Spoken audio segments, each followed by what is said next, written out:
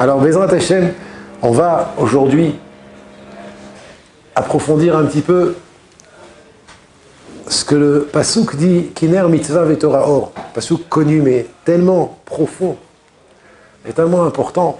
Kiner mitzvah vetora or. La mitzvah est comparée à une bougie et la Torah est comparée à une lumière. La Gemara dans Masechet Sota, Daf Kaf Aleph, dit de la même manière que le nerf, il n'est meir que les fichas, ça veut dire il n'éclaire que pour un moment. Alors la mitzvah aussi, elle éclaire que pour un moment. Et de la même manière que la lumière éclaire pour toujours, la lumière du soleil, la lumière c'est pour toujours, alors ainsi la Torah, elle éclaire pour toujours. On dit que le srout, le mérite de la mitzvah est éternel, tu as raison. Mais la kdusha de la mitzvah, c'est qu'au moment où tu fais la mitzvah, c'est exactement le sujet du cours d'aujourd'hui. La question est très bonne. Alors regardez, on va commencer par une Gemara.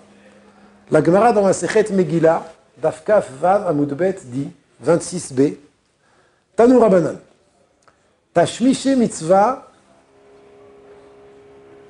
nizrakin. Les objets avec lesquels on fait une mitzvah, on va donner des exemples dans quelques instants, on peut les jeter. Alors que Tashmishe Kedusha, les objets dans lesquels il y a de la Kedusha, de la sainteté, Nignazin, on n'a pas le droit de les jeter, on doit les enterrer. D'accord, c'est clair, la halakha elle est connue, tout le monde la connaît. Que Tashmishe Mitzvah Nizrakin, les objets avec lesquels on fait une mitzvah sans Kedusha, on va donner un exemple, on a le droit de les jeter. Par contre, Tashmishe Kedusha, les objets sur lesquels il y a de la Kedusha, on n'a pas le droit de les jeter, on doit Nignazin, on doit les enterrer. Et là, Braïta a mis tout de suite des exemples. Ve'elohen Tashmishe Mitzvah. Voici des exemples d'objets avec lesquels on fait, une mitzvah et on a le droit de jeter. Souka, une souka. Loulav, un loulav, les quatre espèces. Shofar, de lequel on sonne à Rosh Hashanah. Tzitzit, le tzitziot. Tout ça, c'est pas Tashmishe Kedusha. Tout ça, c'est des Tashmishe Mitzvah, c'est-à-dire des objets avec lesquels on fait les mitzvahs, on a le droit de les jeter. Ve'elohen Tashmishe Kedusha. Voici les objets qu'on n'a pas le droit de jeter, qu'on doit enterrer, qui s'appellent donc objets de Kedusha. Alors la Gemara, la Braïta donne Dlus Kame Sfarim, des boîtes ou des sacs à livres saints. Tfilin, c'est Tashmishe Kedusha. Mezuzot, c'est Tashmishe Kedusha. Tik Shel Sefer Torah, la robe d'un Sefer Torah ou la boîte d'un Sefer Torah. Nartik Shel Tfilin, les poches des Tfilin. Veretsuoteen, et les lanières des tefilines, tout ça c'est Tashmishe Kedusha, donc qu'on n'a pas le droit de jeter, qu'on doit enterrer. Alors je ne sais pas si vous avez remarqué, on parle de Tashmishe Kedusha, beaucoup de gens se trompent entre Kedusha Tzma et Tashmishe Kedusha. Il y a une différence entre la Kedusha même et les choses qui servent à la Kedusha même. Et la Braïta ici, elle n'a ramené que des exemples de choses qui servent à la Kedusha. Elle n'a pas parlé des parachiotes ou de l'écriture des tefilines et des mezuzot, elle a parlé des choses qui servent à protéger, à porter le sac. Ça, c'est déjà Tashmishe Kedusha. Et malgré tout, bien que ce n'est que Tashmishe Kedusha, ce n'est pas Kedusha elle-même, Nignazin. On n'a pas le droit de les jeter, on doit les enterrer. Alors, je ne rentre pas dans tous les détails, parce qu'il y a beaucoup d'halachot ici qu'on a besoin de savoir. Je ne rentre pas dans tous les détails, je vais juste en donner quelques-unes, mais je vais revenir à l'essentiel du cours. C'est quoi l'essentiel du cours? Je vais vous dire tout de suite la question. Pour quelle raison il y a une différence entre Tashmishe Mitzvah, qu'on a le droit de jeter, après avoir fait la Mitzvah, et Tashmishe Kedusha, qu'on n'a pas le droit de jeter. On doit continuer à faire attention à ces objets, comme si qu'ils étaient encore saints. Mais en vérité, c'est pas comme si qu'ils étaient encore saints. C'est ce qu'on va expliquer Bezrat Hashem dans la suite du cours, c'est qu'ils sont encore saints. C'est ce qu'on va expliquer dans la suite du cours. J'écoute. C'est-à-dire un tzitzit, du moment qu'il n'est pas sous, je peux le jeter à la voilà, poubelle. Selon la halakha, tu peux le jeter à la poubelle, et c'est ce que je vais tout de suite dire. Maintenant, j'ai dit que j'allais donner quelques halakhot. Alors, il y a, pour commencer, je vais arriver à ce que tu as dit, Noam. D'abord, il faut savoir que quand on dit que Tashmishe mitzvah nizrakim, qu'on a le droit de jeter des objets qui ont servi à une mitzvah, ce n'est que quand on a fini de faire la mitzvah. Mais au moment où on fait la mitzvah, ni on a le droit de les jeter, ni on a le droit de faire une utilisation profane avec. Je vous donne un exemple. Un tzitzit, ouais. Un tzitzit. Est-ce que j'ai droit, j'ai pas de porte-clés. Est-ce que j'ai le droit d'accrocher mes clés à mes fils de tzitzit lorsqu'il est sur moi? Assour. Pourquoi? Parce que ça s'appelle bizion à mitzvah. Tu es mévasé, tu déshonores la mitzvah. Donc bien qu'il n'y a pas de kedusha, tu dois quand même faire attention d'honorer la mitzvah. C'est pour ça qu'au moment où tu fais la mitzvah, tu n'as pas le droit ni de jeter, ni de te servir de l'objet avec lequel tu fais la mitzvah pour une utilisation profane. Ça, c'est pendant que tu fais la mitzvah. Ben non, par rapport à ce qu'il a posé comme question Noam. Alors, dans le Shulchan Aruch, ouais, Siman Chaf Aleph, rappelez-vous, 21, Orachaim 21, selon la majorité des poskim, on a droit de jeter un objet qui a servi à une mitzvah. Ouais, ça va, un chauffard, tzitzit, on peut le jeter à la poubelle, mais le Rama là-bas écrit qu'on n'a pas le droit de le jeter de manière déshonorante. Donc si par exemple tu as le srach d'une souka, ou les tfanot d'une souka, ou tzitzit, etc., alors tu les jettes de manière honorante. Tu ne vas pas les mettre dans la poubelle avec toutes les saletés, tu mets à côté, tu fais ça de manière propre. Mais en tout cas, c'est sûr que tu peux l'utiliser tashmish el chol. Par exemple, le tzitzit, une fois que tu as fini de le mettre, il est usé, un vieux tzitzit, tu peux t'en servir pour faire une utilisation profane. Ouais, tu veux par exemple nettoyer tes fenêtres avec, tu as le droit, il n'y a aucun problème. Le jeter, on a dit que selon la halakha c'est permis, mais il vaut mieux quand même le respecter, de ne pas le jeter comme une poubelle, comme on jette la poubelle. On laisse les fils à ce moment-là? Oui, les fils c'est la mitzvah. Les fils c'est la mitzvah, et je répète, il n'y a aucune kedusha. Après avoir terminé la mitzvah, par exemple dans un talit, il est vieux, il est usé. Tu ne veux pas garder ce talit, tu veux t'en acheter un neuf. Donc ce talit, du moment où tu as décidé de ne plus le mettre, il n'y a aucune kedusha, tu peux le jeter à la poubelle. Avec les tzitzit? Avec les tzitzit. Parce que j'ai une question.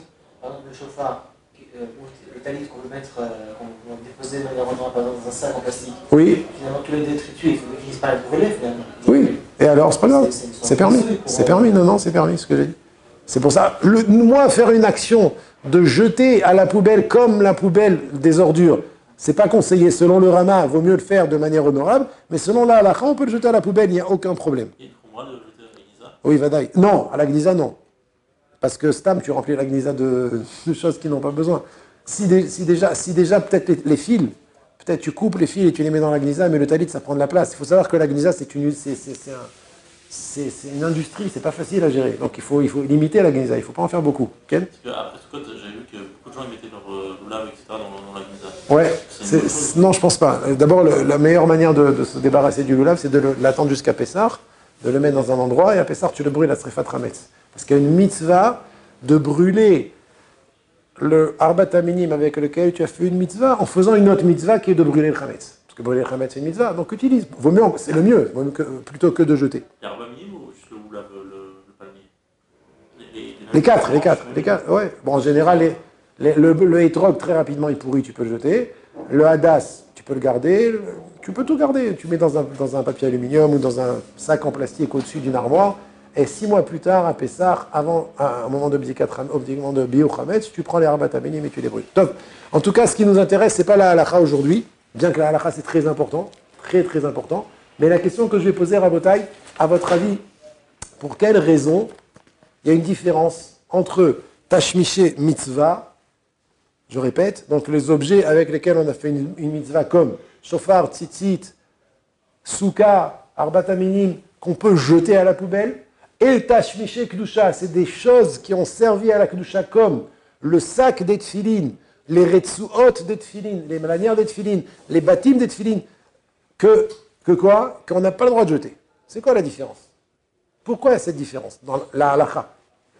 Alors je vous invite à écouter les paroles du Nefesh HaChaim dans la suite du Perek Lamed. Je cite.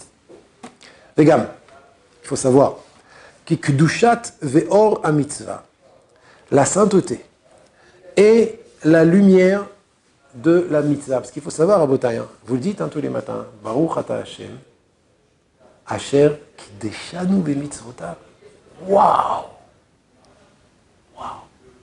Baruch ata Hashem, Asher kideshanu be'mitzvotav. Akadosh Baruch Hu, on le bénit le matin. Et on dit, Baruch ata Hashem, béni sois-tu Hashem, qui nous a sanctifiés par l'accomplissement de ces mitzvot. Vous savez c'est quoi la kedusha? C'est quoi la kedusha? J'ai parlé avec un ami Shabbat, il est derrière la caméra aujourd'hui. Vous savez c'est quoi la kedusha? La kedusha c'est l'élévation. Ça veut dire, quand un homme il devient kadosh, il s'élève, il monte, Il monte dans l'échelle. Il monte, il monte, il monte, il monte, il monte. Le but de la vie, c'est d'arriver en haut de l'échelle. Mais comment on monte dans l'échelle? Par la kedusha. Quand un homme, il est kadosh, quand un homme, il fait attention à ce que la Torah, elle lui dit de faire, il fait attention à ce que la Torah lui dit de ne pas faire, alors il s'élève, il devient kadosh. Et on a une mitzvah dans la Torah qui s'appelle kedoshim. Tiyu, soyez saints. Hachem, il attend de nous qu'on soit saints. De quelle manière un homme, il devient saint? Baruch ata Hachem, Asher kidesh Elokeinu melech haolam, Asher kideshanu bemitzvotav. La manière dont un homme devient saint, c'est par l'accomplissement des mitzvot. C'est ce qu'on dit dans la bracha. Asher kideshanu bemitzvotav. Donc c'est sûr, Rabotai. Il y a de la kedusha dans les mitzvot. Quand un homme il fait une mitzvah, il se sanctifie, il monte, il s'élève, il se construit, il se raffine, il devient plus homme et moins animal par l'accomplissement des mitzvot. Chaque fois que vous mettez les tefilines, vous êtes mitkatshim, vous vous sanctifiez. Chaque fois que vous donnez la tzedaka, vous vous sanctifiez. Après chaque mitzvah, vous n'êtes pas le même qu'avant d'avoir accompli la mitzvah. Chaque kriyat shema, vous vous sanctifiez. Chaque amida, on se sanctifie. Chaque mitzvah, on se sanctifie. C'est le travail de la vie. Il dit le nefesh hachaim, il faut que tu saches. Vegam. Maintenant, on va se focaliser sur l'objet avec lequel on fait une mitzvah. Kedushat ve'or ha-mitzvah, la sainteté et la lumière qui se trouve dans la mitzvah, asher tashkin ora, qui va se déposer, cette kedusha va se déposer, al oto adavar ve'achefetz, sur l'objet, asher bo, avec lequel, ve'al yado, et grâce auquel, ta'aseh ha-mitzvah, la mitzvah va être faite, par exemple, le tzitzit, grâce à l'habit à quatre coins et au fil qu'on y met, alors ça nous permet de faire la mitzvah du tzitzit. Eh bien cet objet-là, il est kadosh, il a la hors de la mitzvah, Eino shore alehem rak lefi sha'ato.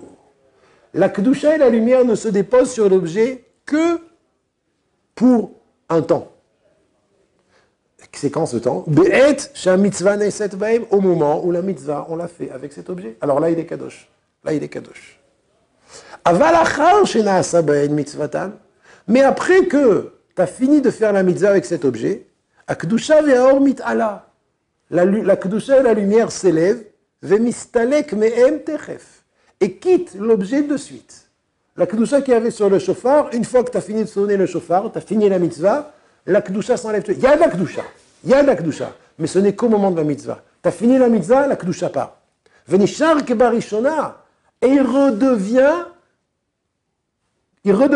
comme il était avant la mitzvah. Ça veut dire, en vérité, un shofar, après avoir sonné et avoir fait la mitzvah, c'est comme si il était sur la tête de l'animal.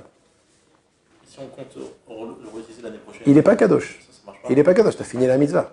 Il n'est a pas une, kadosh. Tu peux le jeter. Même si... Dans un an, il y en aura une autre. Même s'il y en a une autre. Venez, on prend l'exemple du tzitzit et du talit que tu plies après avoir mis, tu as fini la mitzvah, le talit gadol. Tu l'as plié, tu le remets dans le sac, il n'y a aucune mitzvah. Tu peux dormir dessus. Tu peux... on dit tu peux le jeter. Ah, Tu peux l'utiliser comme nappe. tu peux l'utiliser comme nappe, vadaï, bien sûr, bien sûr. Bon, dormir dessus, c'est un problème, parce que si on considère que c'est ton habit, de mettre la tête sur un de ses habits, ça entraîne l'oubli. La shichecha, ken. Bon, mais en tout cas, tu peux l'utiliser, il n'y a aucune kedusha. Ça, c'est les mitzvot. Ça, c'est tashmiché mitzvah. Tashmiché mitzvah. Ava, à Torah kedusha. Alors que la Torah, elle, écoutez bien. Kol makom shetazriach. Tout endroit où elle va briller dans ce monde. Vetofia ora. Et va apparaître sa lumière de la Torah. Ve kedushata. Et sa sainteté. Pa'amachat. Une fois. Un endroit où la or de la Torah, la lumière de la Torah, et la kedusha de la Torah apparaît. Une fois. Kedushat olam tielo. Venishar tamid bi kedushato. Alors, cet objet va devenir kadosh pour toujours, et pas seulement qu'il va devenir kadosh pour toujours, nishar tamid bikdushato, et sa sainteté restera la même. Ça veut dire, vous avez compris la redondance. Il y a une redondance, il y a une répétition, il se répète le nefesh hachaim. Kedushato la amtielo, premièrement, ça veut dire il sera kadosh pour toujours, et deuxièmement, nishar tamid bikdushato, il reste toujours dans sa sainteté. C'est une redondance, il se répète. Non. Kedushato la amtielo, ça veut dire qu'il est kadosh pour tout le temps. Mais en plus de ça, nishar tamid bikdushato, ça veut dire que le même niveau de kedusha, il reste sur cet objet. Il y a des niveaux de kedusha. Si cette Kedusha provient de la Torah, si la Kedusha de la Torah a apparu quelque part, je donne un exemple, une paracha de Tfilin. Paracha de Tfilin, voilà. Paracha de Tfilin, c'est quelque chose qui est Kadosh. C'est la Kedusha de la Torah. Une fois que la Kedusha de la Torah elle a apparu, cette paracha de Tfilin, elle va rester, cette paracha Kedusha, au même niveau pour toujours. C'est pour ça qu'on doit l'ignose. Comme chez Shaninu Babraita, comme on a enseigné dans la Braïta que j'ai ramené au début du shiur, chez Tashmiché mitzvah nizrakin, les objets qui ont servi pour faire une mitzvah peuvent être jetés, l'achar shuna'asa mitzvatan, après qu'on a terminé la mitzvah, alors que Tashmiché kedusha nignazin, alors que les objets avec lesquels on a fait sur lesquels ont apparu la kedusha de la Torah, on ne peut pas les jeter, on doit, pardon? C'est ça le chidush. Velachen manu sham, et c'est pour ça qu'on a énuméré dans la Gemara que je vous ai lu au début, tashmiché tfilin ou mezuzot, bichlal tashmiché kedusha. Les sacs, les choses qui servent au tfilin ou mezuzot comme les sacs qui font partie des tashmiché kedusha. Pourquoi? Mechamat parashiot à Torah, à cause des parashiot du Sefer Torah qui sont écrites là-bas. Shayu munachim betocham pa'amachat. Une fois, tu as écrit sur un parchemin une paracha de Tfilin. Alors le parchemin lui-même, il est Kedusha Atzmo, avec le Ktav. Mais non seulement ça, même les Ritzuot, même le sac des Tfilin, il est Kadosh, on n'a pas le droit de le jeter. On doit l'enterrer. Pourquoi? Parce que c'est Tashmiché Kedusha. Et comme il dit le Nefesh HaChaim, là où la Kedusha de la Torah, elle a apparu, là où la Kedusha de la Torah, elle a brillé, Akdusha nisheret le'olam. Akdusha nisheret le'olam, ve'kdushato lo mishtana. Et la Kedusha, elle ne change pas, elle ne diminue pas. Pourquoi c'est comme ça? Vous entendez, Rabotai, pourquoi c'est comme ça? Kiver mitzvah ve'torah or. Parce que la mitzvah, c'est une bougie. Et la Torah, c'est une lumière. Elle dit la Gemara dans Sota. J'ai crié trop fort, tu m'excuses. Hein. C'était sûr, je t'ai pas fait mal aux oreilles. Alors je peux le redire. Kiner mitzvah ve'torah or. Ça veut dire que, et la Gemara a dit dans Sota, Maner enomeir et là les fichas, de la même manière que une bougie n'éclaire que pour un moment, car a mitzvah ina emeira et les fichas. Ainsi la mitzvah n'émeira que les fichas. Tashmiché mitzvah nizrakin. Tu as des objets avec lesquels tu as fait la mitzvah. Tzitzit, souka, lulav, c'est pas kadosh. Tu peux les jeter. Aval Torah or, la Torah elle est tellement kedosha, elle est tellement grande, elle est tellement sainte. Comme il dit le Nefesh HaChaim, là où la kedusha de la Torah apparaît, c'est Torah or. De la même manière que le or, c'est les olam, la kedusha de la Torah, c'est les olam, et c'est pour cette raison que tashmiché kedusha nignazin. C'est pour cette raison que quelque chose qui a servi de support, même pas la kedusha, c'est support de le sac des tfilin, ouais, c'est que tashmiché kedusha, tu dois l'enterrer, tu ne peux pas le jeter. Alors j'ai vu plusieurs questions. Noam. La première question, ça veut dire que quand le sophère il écrit 3-4 mots, après il fait une faute. Il doit l'enterrer aussi? Très bonne question. On lui a permis de l'effacer tant que ce n'est pas le nom d'Hachem. Okay. D'accord? Ça veut dire effacer tant que, je vais t'expliquer, tant que les tfilines ne sont pas terminés, il n'y a pas encore la kedusha qui descend, la kedusha de la Torah, sauf le nom d'Hachem. Le nom d'Hachem, dès que tu l'écris, c'est fini. Il y a une halakha spéciale que quand on écrit le nom d'Hachem, on ne peut pas l'effacer, même sur un papier. Mais les tfilines, pour que la kedusha tombe dessus, il faut terminer d'écrire entièrement. Donc c'est pour ça que s'il a fait une faute, il peut l'effacer. Ok, donc deuxième question. Le sophère, il a une encre spéciale. Une encre? Il a une encre. Oui. C'est-à-dire que cette encre, il en a écrit. Oui. Il en a écrit, donc il en a fait. Oui. La kedusha. Quelle? Il a cette encre. Quand il est fini, qu'il en reste un peu, mais que c'est sec, il ne peut pas la jeter aussi. Si, parce que j'ai dit que même la kedusha des tfilines, une fois que tu as toute la paracha écrite, tant que tu n'as pas fini la paracha, complètement, il n'y a pas de kedusha. Plus que ça encore. Il y a d'autres halachot, mais l'encre n'est pas kadosh. L'encre n'est pas kadosh. L'encre qui reste dans le petit pot, qui est appelée à être utilisée pour écrire des tfilines, n'est pas kedosha. Mais il en a déjà fait. C'est pas grave, mais c'est pas avec cette encre, parce que c'est ce qui reste. D'accord? Par contre, les tfilines qu'il a déjà écrit, qu'il a terminé, que les gens ont commencé à mettre, ça c'est kadosh. Et s'ils l'ont mis une fois, c'est fini. Maintenant, tu veux d'autres tfilines, tu dois les gnoser, tu peux pas jeter. Parce que c'est kadosh. C'est kadosh. Vous avez dit au début du jour que mitzvah, ça sanctifie la personne, mais momentanée. Voilà, exactement. Le sahar, c'est infini, mais la kedusha, elle est momentanée. C'est ça. Alors, la Torah... Non, excuse-moi, je corrige ce que tu viens de dire. On ne parle pas de la personne, on parle de l'objet. Ah, que pour l'objet. Que pour l'objet. Parce que la personne, elle monte dans l'échelle. Asher kideshanu b'mitzvotav.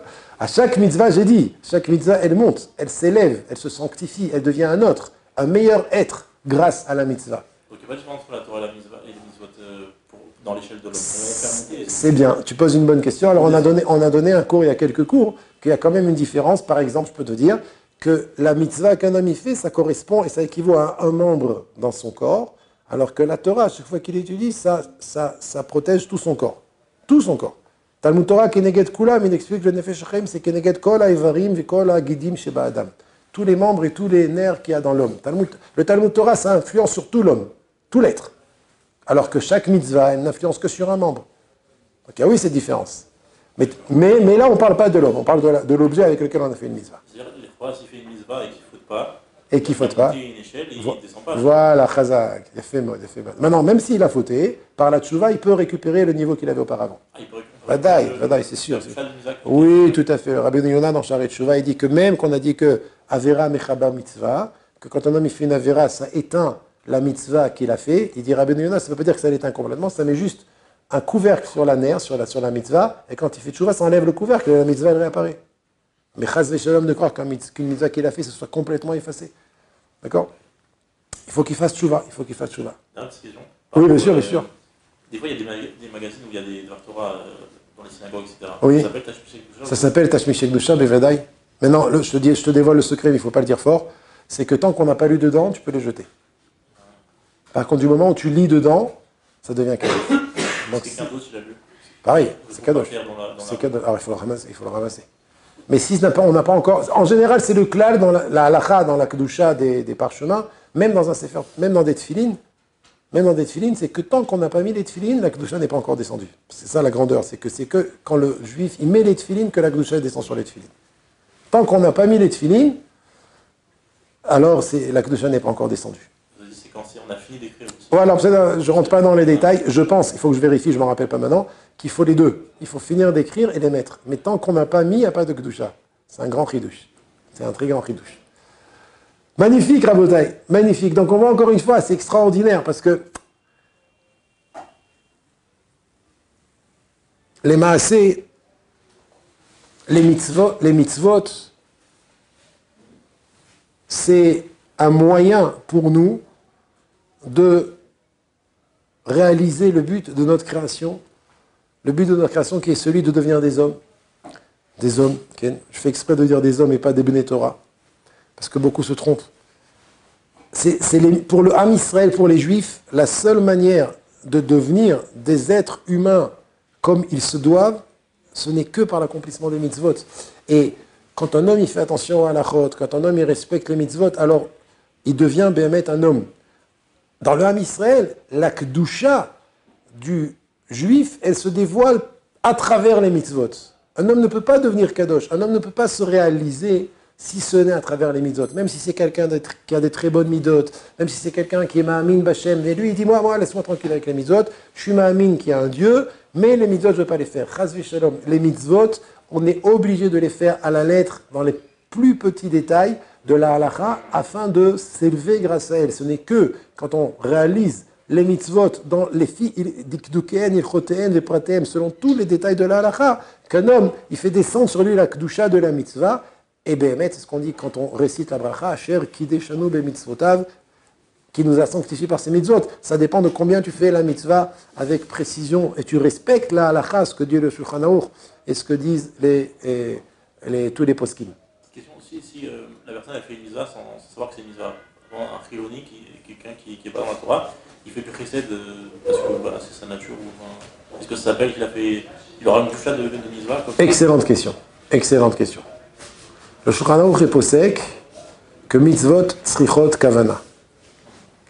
Ça veut dire quoi? Qu'on a besoin de penser à s'acquitter de l'ordre qu'Hachem nous a imposé pour que la mitzvah ait son effet.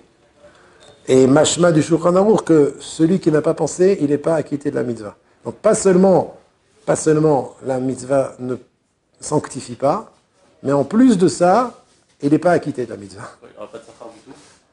C'est une très bonne question. Alors, il y a le Chaye Adam qui ramène le Mishnah Berurah, qui dit que dans les mitzvot qu'on voit, qui fait ça les Shem Mitzvah, et pas pour une autre raison, par exemple, quelqu'un qui met les tefilines, c'est sûr qu'il met les tefilines parce que c'est une mitzvah. Il n'y a aucun inyan de mettre un cube sur le bras, un cube sur la tête avec des lanières autour. On voit que c'est une mitzvah. Donc, Bediavad, comment dire en français Bediavad? A posteriori, il s'acquitte de la mitzvah et donc, Vadaï, qu'il a la kedusha de la mitzvah. Mais ce n'est que dans les mitzvot qu'on ne peut pas expliquer d'une autre manière. Par exemple, une mitzvah de Oneg Shabbat. Oneg Shabbat, c'est manger, prendre du plaisir à Shabbat. Là-bas, tu es obligé d'être mechaven. Parce que si tu n'es pas mechaven, alors prendre du plaisir à manger, ça ne veut pas dire que c'est une mitzvah. Donc dans les mitzvot, c'est nikar que c'est une mitzvah comme les tefilines. Dans les mitzvot, donc on reconnaît que c'est une mitzvah comme les tefilines. Bediavad, a posteriori. Même selon le Shulchan Aruch, tu es acquitté de la mitzvah te sanctifie et tu auras un salaire. Mais ce n'est pas le même salaire que si tu avais pensé à t'acquitter. Quand maintenant on va faire Arvit par exemple. C'est important à la Bretagne qu'avant Arvit, on pense à s'acquitter de au moins 2 mitzvot. C'est quoi les 2 mitzvot? Kriyat Shema et la Hamida, la Tfila. Le Shem Yichud Kusha, ça... Ça aide, ça aide, c'est très bien. Le Shem Yichud, ça aide. Est-ce que la bracha, ça fait office de... Le Ritva dans ma Sechet Souka, il dit que la bracha... Dans ma Sechet Psachim, pardon. Le Ritva dans ma Sechet Psachim, il dit que la bracha peut faire office. C'est pour ça que les Chachamim nous ont sauvés, grave. Quand tu fais une bracha, c'est comme si tu disais, je veux faire la mitzvah et je pense à m'acquitter de la mitzvah. C'est ce qui a marqué dans la mitzvah. Cher Kideshanu le mitzvot avec Sivanu. Je vais faire telle mitzvah. Donc la bracha, le Ritva, il dit ça. Le Ritva, il dit que la raison pour laquelle Chachamim, ils ont institué de faire la bracha avant qu'on fasse une mitzvah, c'est pour que même les gens qui n'ont pas pensé à s'acquitter, ils puissent, c'est considéré qu'il est acquitté par la mitzvah grâce à la bracha. Extraordinaire. Messieurs, je vous souhaite une bonne soirée et qu'Hachem soit mes accueils de faire les mitzvot comme il faut.